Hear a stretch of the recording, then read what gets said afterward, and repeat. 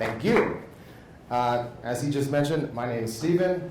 This is my coworker and associate, Nikki. We represent two halves of our team at Direct Online Marketing in Wheeling, and our presentation today is subsequently split up based on our specialties and what we do in search marketing.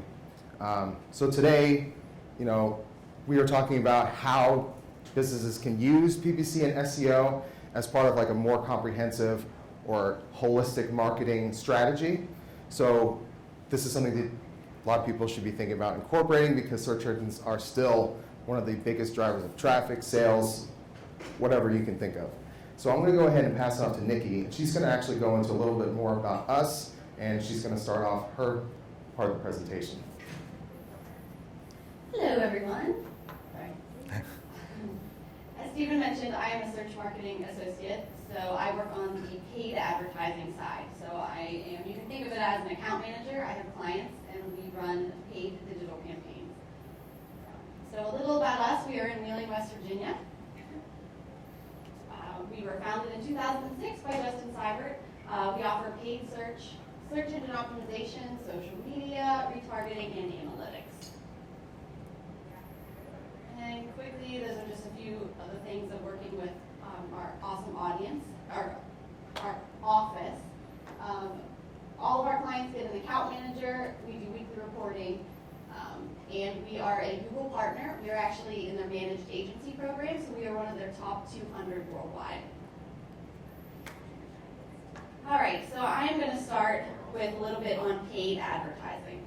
So we had a client who was asking job applicants that came into his office, if you had to put all of our marketing dollars into one basket to drive demand right now, which one would you choose? So those were the options that he heard a lot. And what he said everyone was picking was actually search. And we're going to tell you why search today. And the main part is search is intent. Because that when someone, especially on the paid advertising side, which I'll go into, when someone is searching for something related to what you do, you know that they either want to learn more, or they want to make a purchase, or they want to contact you about your services. There's intent there. A little different than just, your more standard forms of television media. You're just going out in front of eyeballs. These people are actually in the process of looking for you or your services. So in digital marketing, there are two types of results. So on the first side, you've got SEO, which is everything on Google that you're going to see below, either the images for shopping or text ads like we have over here. And then real quickly, I'm just going to go through the basic definitions before we go too much further. Search engine optimization, which we will most likely say SEO, is looking to improve natural or organic results, and that's what Stephen is going to talk to you about today. And my side is paid search, which is paid per click, PPC. And then search engine marketing is the combination of both. So here we are, pay-per-click advertising. You only pay in pay-per-click advertising when someone clicks. That's it. So your ad can go up there nearly an unlimited amount of times. So you're getting impressions, you're getting brand awareness, but you're only paying when someone clicks on that little blue headline and actually comes to your website or landing page. So bring all these up here. You see? When I set up a campaign, and this is in any AdWords, Bing, anything like that, any of the major search engines that offer advertising, we speak to our clients about what people say when they talk about their services or the products they sell, and then you put those keywords into a campaign, and when someone is in Google and searching around and they search for whatever keyword we put in, your ad may show. So, and then once your ad is there, of course, you write some really great ads and really drive people to your site, and then they hopefully convert once they're there. One of the things that I really love about pay-per-click advertising is you can test everything. absolutely everything. You can start keyword level. Of course, you're going to see what keywords work, which aren't, and you can cut them off immediately. You can test different kind of ad copy, different headlines, different text in the body, and maybe those are what is changing who clicks on your ad. And you can also test the landing page at the end. So, this ad going to this landing page really, really worked for us. We got a lot of leads, and this one didn't. So it's just a constant learning of what is really going to get you the best leads. So after all that, why would you choose PPC? When we say speed, it can be launched immediately. It really is the click of a button. You set up the campaigns, you write the ads, and then you tell it to go, and it's live. You can then move out of AdWords, go back into just regular Google search, and you can see your ads instantaneously. And targeting is a great feature that saves a lot of money, but also gets your ads in front of the right eyes at the right time. Because you can target by things, day of week, time of day, and geography, down to, like we said, city or neighborhood level. It's a great way to get data, different information on, you might think you know what people are searching for when they're looking for your business, but we might be able to test out some kind of off-the-wall keywords that actually bring some valuable traffic to your site. So it's a great way, and usually a really cost-efficient way to get some learnings about your business.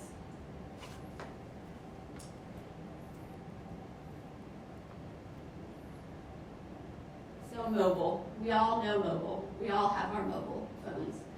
And we've taken a big step from search used to be desktop, but it's not anymore. And you have to have a mobile website. That is, the first thing we tell anyone that would potentially come to work with us, any of our clients, you must have a mobile website or a landing page that someone can view on mobile, because that is where the traffic is. One of the big things that we're seeing a trend in is keywords with the near me phrase. And this goes to mobile as well, and being in the moment for people searching for your business. Things like hair salon near me, 34 times since 2011, and they've nearly doubled 2014 over 2015. So when we're being in the moment, you need to tailor the messaging as well. Someone searches for hair salon near me, your ad can say, we're right around the corner on 34th Street, stop in, we take walk-ins. Things like that. Things that let people know, okay, they do understand that I am looking for them right now. I want their service right now. Great ways to bring eyes to your site. And the new thing is creating a journey. People are researching on mobile, but then they're going to their desktop and possibly making the purchase because maybe it's slightly easier. So you have to make sure that your ads and your message are going from place to place. So for example, one of the tactics we use is called retargeting, which I'll go into next. So that is when someone has been to your website, didn't necessarily take the action that you were looking for them to take. And then as they're going out and searching around the rest of the internet, they will see either text ads, again when they're searching, or image ads on different websites that maybe say things like, hey, did you know you left some stuff in your cart? Why don't you come back and check that out? Here's an extra 10% off. So, well, that's retargeting. And as I mentioned, they're going to appear on different websites around the internet. We like to say in our office that retargeting is kind of creepy.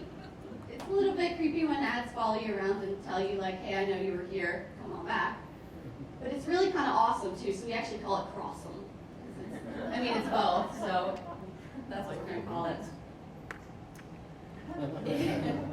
It is based on cookies or sessions. So people that come to your site, they don't actually know that they're going to get retargeted. You don't know. It's seamless for them. And you can do some really cool things. Like I mentioned, okay, there's stuff in the cart they didn't check out. Well, I wanted them to see this ad. Or they came to my site and they looked at 5 or 6 products and then they left. Well, maybe that's a different message for them. Didn't find what you were looking for the first time? Come on back, and we also offer these items. You can do it based on how long they stayed on your site, or just many different things. You can actually set up flows, so you know that someone came to this page, visited this one, but then they left. Well, maybe if you had your ad come to a different landing page, they would actually complete whatever conversion you're looking for them. So you will be able to see all of that. And you also pay per click as well. And the thing with display ads, they are great at driving brand awareness. You can get thousands of views on your ads per day, and you're still not paying until someone actually clicks on your ad.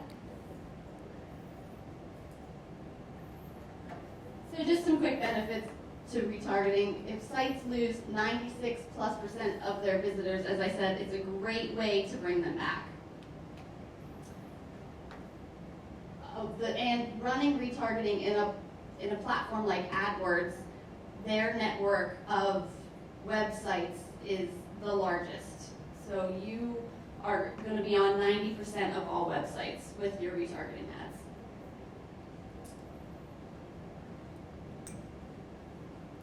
So that is all I had to say about PPC at the moment, so I'm going to pass it off to Stephen. I think we forgot to mention, if you have any questions, just kind of stand or wave. We're happy to answer as we go along or at the end. Okay. Thank you, Nikki. All right, so you've heard from one half of our team, paid search, retargeting, really powerful stuff. It's very immediate. You can get really good results right now with lots of great targeting, and Google has set up lots of great networks for you to use retargeting, display ads, all that. So this kind of brings me into who I am and what I do with my team, which is search engine optimization. This is something you've probably heard of before. Search engines have been around since the mid-90s, with the earliest web crawlers going out and searching the web, trying to get relevance and try to understand how people are looking for new content, answers to their questions. So people have been trying to optimize their websites since those times. But a lot of people wonder, how important is SEO still? Is it still something I can really do effectively? Is it something I need to prioritize and actually do? So I would like to bring up just a few statistics within the last year or so. So 54% of B2B marketers plan to increase spend on SEO in 2016. 72% of consumers who did a local search visited a store within 5 miles. Google gets over 100 billion searches per month worldwide, and more than half of which are on mobile devices. So you're going to notice that we're hammering this point across, which is what sets apart search engines from using any other marketing channel, and that's intent. If you're using Facebook ads, if you're advertising on traditional media, television, billboards, whatever it is, you're usually trying to catch people on their way. It's more passive. You're just trying to serve them something. Whereas someone who's using a search engine, they're looking to do something specific. And this goes into it's pretty complex when you think about how everyone uses search engines, but really the majority of them will fall into these 3 kinds of queries. Transactional, I want to do something. Informational, I want to learn more about something. Or navigational, I want to go somewhere or visit a specific website. So again, you're in that moment where they're looking to do something. So how do we take advantage of that? Now, search users are expecting that the results be relevant, useful, trustworthy, they're delivered fast, or they're recent or timely. So because of this, there has to be a perceived value through the content that's being served to them from the search engines. Because search engines want to provide useful, relevant content, sites must always think about creating content for humans, not robots. Now, of course, Google is a machine. It is a series of algorithms. How does a machine judge whether a piece of content is relevant or trustworthy?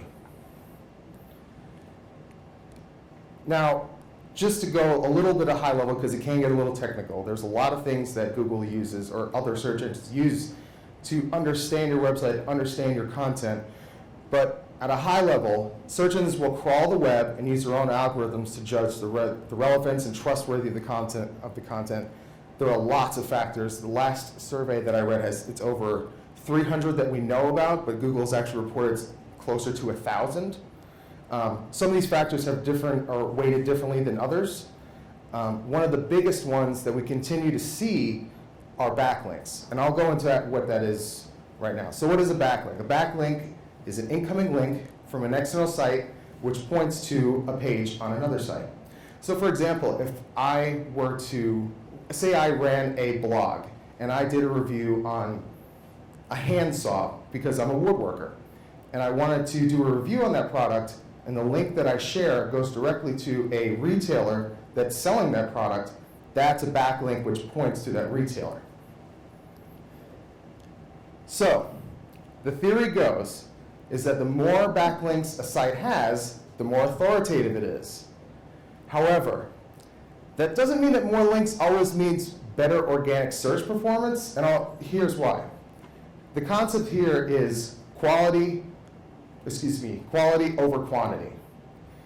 So search engines will actually look at other sites and see if those external sites are trustworthy themselves, if they are industry or topically relevant to what your site is about. And there's also, they actually put a lot of weight on the diversity of domains. So the majority of your domains are probably going to come from other .com websites, but a .edu or a .gov, those are really powerful and they actually carry more weight than just a regular backlink from another website. So the easiest way to think about it is that links equal authority. So a little bit of a history lesson about old school SEO. In the old days, links were almost the primary way that a search engine would understand your website and say, okay, this site is trustworthy, therefore they'll get the #1 ranking for this keyword. And a lot of sites would rely on what's known as black hat link building practices, where they'll go out and they will participate in doing things that are just a little on the shady side. One of the biggest ones that they used to do, which was really common, was you could buy thousands of backlinks for, say, $100, and there would be websites that existed purely to sell links to people. And Google actually became very aware of this. Unfortunately, they only decided to handle it with the most recent years, but when it did happen, it was bad news. So in 2012, Google had an update to their algorithm, and it's known as the Penguin update. What it was is that Google would look at your backlinks, and if you looked, even if you just looked like you had participated in spammy link building practices, your site would be demoted or even penalized, and millions of sites saw their rankings just plummet. Even if it was something that you weren't even connected to years ago, someone else who did it for you, if that looks bad on your site, you can still get penalized for something like that. So what does SEO look like after Penguin in terms of link building? So even though a lot of sites got hit really hard with this, links are still one of the biggest, most heavily weighted factors on your SEO. Expert search marketers reported that domain level and page level link metrics are still the two biggest factors which influence search rankings. And this is within the last year. This is still extremely relevant to what we do. And this is where sort of my affinity for writing content and SEO kind of merge. So Obviously, everyone knows that content marketing is huge right now. Just a little, more statistics that I thought were interesting. B2C marketers spend nearly a third of their budgets on content marketing. 70% of B2B marketers will produce more content than they did in 2015. And B2B marketers ranked content creation as the single most effective SEO tactic.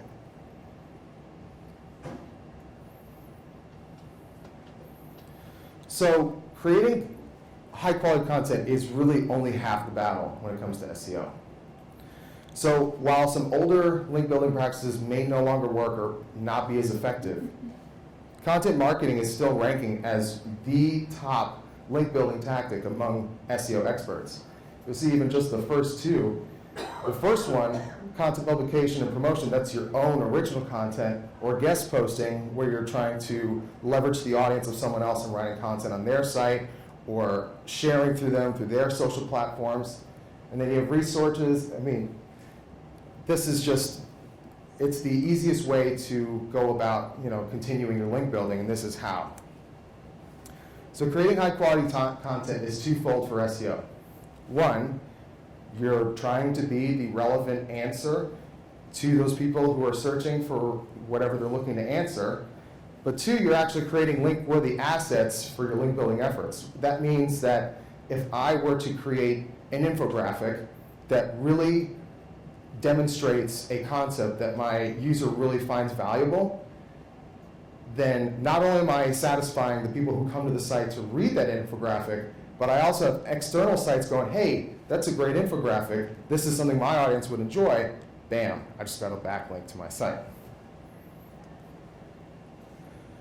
Okay, so taking a step back a little bit.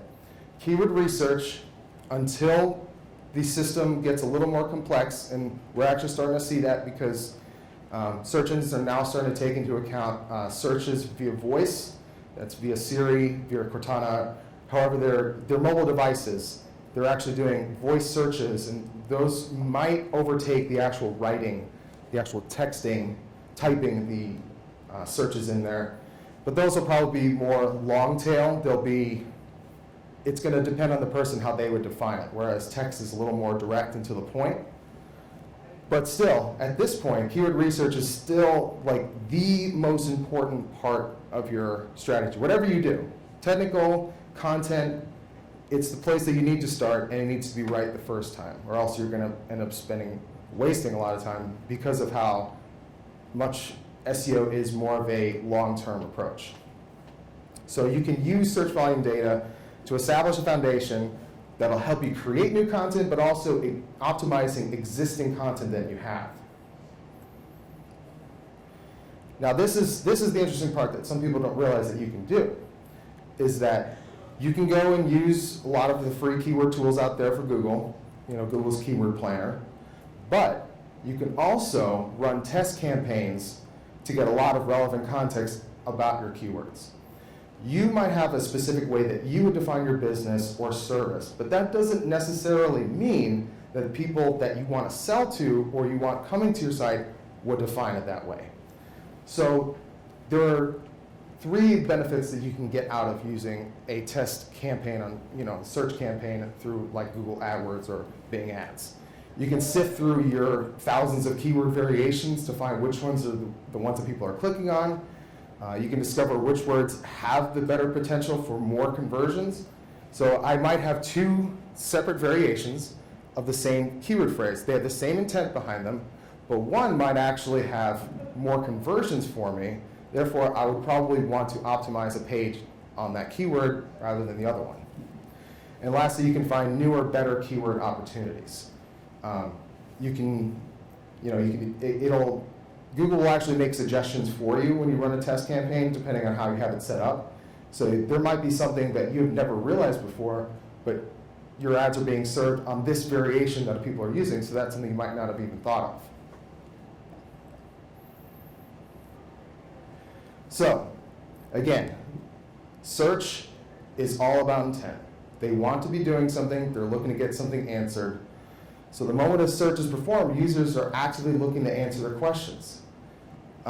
Using search marketing is the most effective way to reach audience audiences in the moments when they're the most engaged, when they want something. So the challenge is not whether it is going to be whether your brand or business will be the one to step forward and strive to be their answer. And that's going to wrap it up. All right, so I believe we're going to open up to questions now, if you have any. So with search being intent, obviously there's still space for your standard marketing to get people to have an intent. Now, with that, it seems like your keywords are a way of making sure that even if there's just kind of a vague intent, you're still able to be funneled in.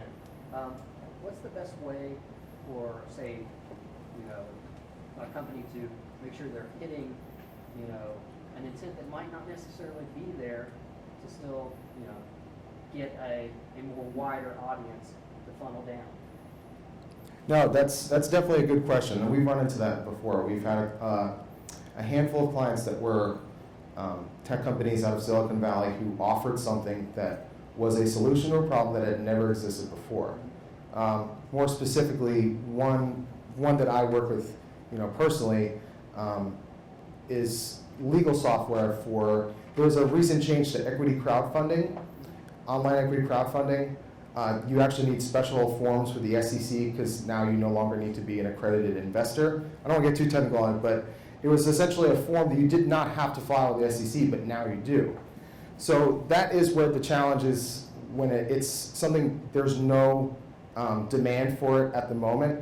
Those are the times where you do have to rely on your traditional marketing, your PR, but it's also a good idea that you're using content and you're leveraging the existing audiences, other publishers, other, businesses that kind of touch on your company. So for example, if I wanted to reach, for this equity crowdfunding, for example, I would probably want to reach out to a lot of websites that talk about crowdfunding online, tips, all those sorts of things.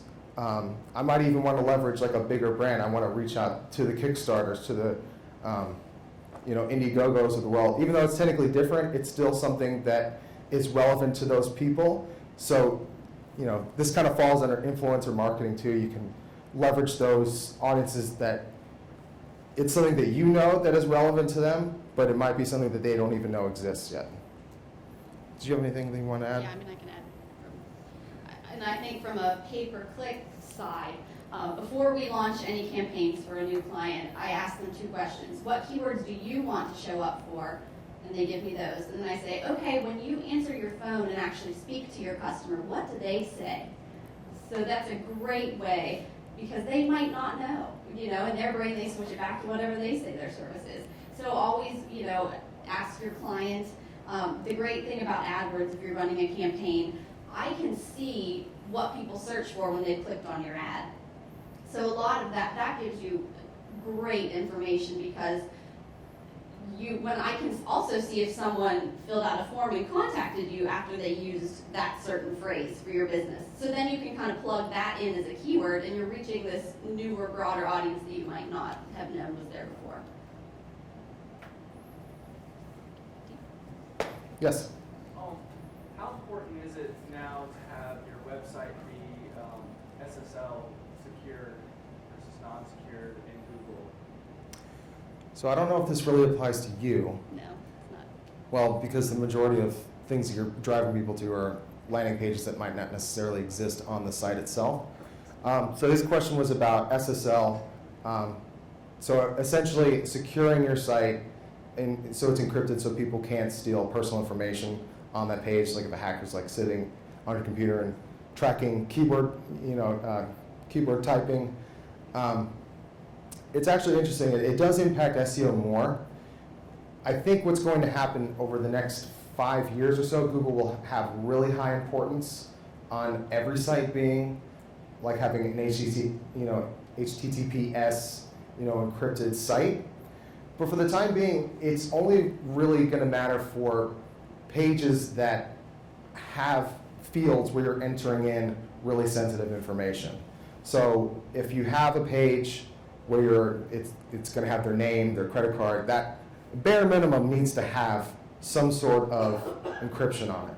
If you're on a page, if you're on like a home page, or even if you have like some sort of login that drops down from any single page on the site, it's going to have to, you would want it to be encrypted anyway. Even if Google, doesn't care about it, you still want to protect those people anyway. So a lot of search marketers are actually kind of torn on this right now. A lot will say that every single page needs to be, but the reality is that we haven't seen where, say, only a couple pages are encrypted, where you're capturing, that sensitive information, that the whole site doesn't get penalized. Some people will actually think that it will. It's not there at that point, but it also doesn't make sense for some people. It's not feasible to do it for an entire site, especially with like thousands of pages. So, does that answer your question? Cool. Have you guys ever run into a situation where what your customer thinks are good keywords for their product and what their clients think are good keywords are completely opposite or completely off the page? And Yes. How do you deal with that? What I do, and it depends client to client because people are different. So if I see something, if it's completely off the wall, if it's a really big test, I get approval because I'm spending their money. And if it doesn't work, well, they're not going to be happy. My biggest, the results are really the driver. If we test something and it's working, why would you not? But it still could be something that they just have a reason that they do not want to. Something to do with that word has a different meaning to them, so they don't want their ads to show. That comes down to their decision. But when I'm trying to convince someone, you just use the data. Well, people that searched for that came and they converted 5% more than when we were just using your traditional keywords. Another big selling point is some of the slightly more unrelated keywords cost less per click. Because if you're a lawn care provider, everyone, TrueGreen, is throwing all their money they can at the word lawn. So you're up against, you're looking maybe upwards of $20 or more per click. But if you're selling something a slightly more, crabgrass reducer, those keywords are going to cost less because there's less competition. So there's always, it comes down to results and cost. I have something too. Okay. I will get to you. I just want to add my little 2 cents too. For us, because it's not something that we can really test, if we were to do a test from an SEO perspective, we would not be able to give you data until 2 months in, minimum. So that's why we always stress to the clients, like, okay, so we have keywords here, we have a gigantic list. We have our recommendations, you came to us. If we want to do this right, these are the ones we're going to go after. We will still target the keywords that you want, if that's what you want, but we have to set that expectation that you're probably not going to get too much out of it. The other part of it is, depending on what the keyword is, we'll show them what the search volume is in comparison to what might be a better opportunity. We would actually do an even deeper dive into the keyword and see what kind of intent is behind it. So, for example, I might have some keyword, look it up on Google myself doing a manual search, and if I'm getting nothing but informational blog posts and I'm trying to optimize, say, a e-commerce page for a product, I'm probably not going to get into the top results. And then the last part is looking at the top results, who are the brands, who are the websites coming into those top results, and saying is it possible, is it feasible for me to, as a small retailer, compete with the Home Depots and the Amazons of the world? Is it possible? Probably not. You had a question, sir? Oh, yes. I actually wasn't aware that people in Google search using the phrase near me. I guess what that means, though, is in your keywords, you have to be sure to put zip code, town, and so on. Under the assumption that Google knows where you are, when you say near me, correct? Correct. Okay. Here, I'm gonna. And just to go along with that, you don't necessarily, depending on the type of keyword you're using in Google, you don't have to go as far as putting lawn care 26003 as a keyword, because Google will do things if you're doing a slightly, there are really 3 types of matches you can do for keywords. You can keep them really broad, and you're going to show for pretty much anything Google thinks might be related to lawn care, you might want to show up for. You can do a phrase match, meaning the words within these brackets have to be in someone's search.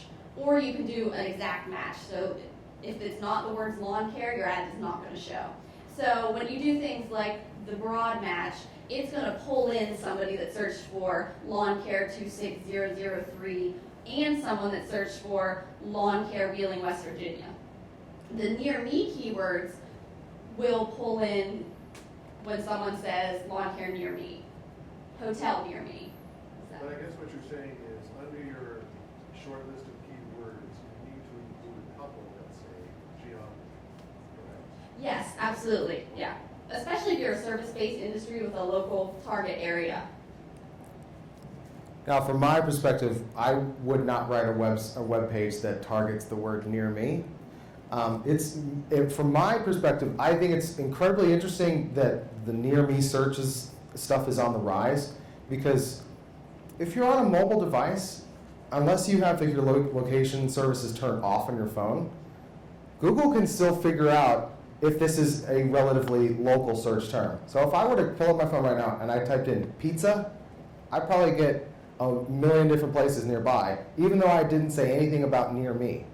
So from my angle, it's more interesting when I see the volume around near me or a specific city or neighborhood, is that this is truly a local term, and I want to figure out, okay, so how many different ways can I target this particular need in this area?